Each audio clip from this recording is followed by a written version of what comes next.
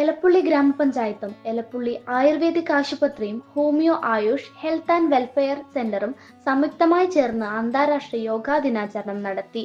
ഇതിന്റെ ഉദ്ഘാടനം ഗ്രാമപഞ്ചായത്ത് പ്രസിഡന്റ് ശ്രീമതി രേവതി ബാബു കെ നിർവഹിച്ചു. വൈസ് പ്രസിഡന്റ് സുനിൽകുമാർ എസ് അധ്യക്ഷനായി. നിലവിൽ എലപ്പുള്ളി ഗ്രാമപഞ്ചായത്തിൽ 6 വാർഡുകളിലാണ് യോഗാ പരിശീലനം നടക്കുന്നത്. ഇത് എല്ലാ വാർഡുകളിലേക്കും വ്യാപിപ്പിക്കാനും കൂടുതൽ ജനങ്ങൾക്ക് യോഗാ പരിശീലനം നൽകാനുള്ള നടപടികൾ സ്വീകരിക്കുമെന്ന് ഭരണസമിതി അംഗങ്ങൾ അറിയിച്ചു.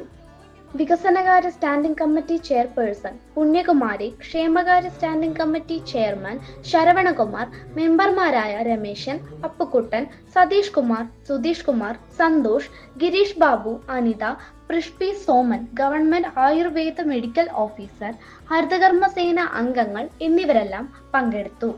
പ്രീതി, ഷീജ എന്നിവർ യോഗയെക്കുറിച്ചുള്ള ബോധവൽക്കരണവും പരിശീലനവും നൽകി.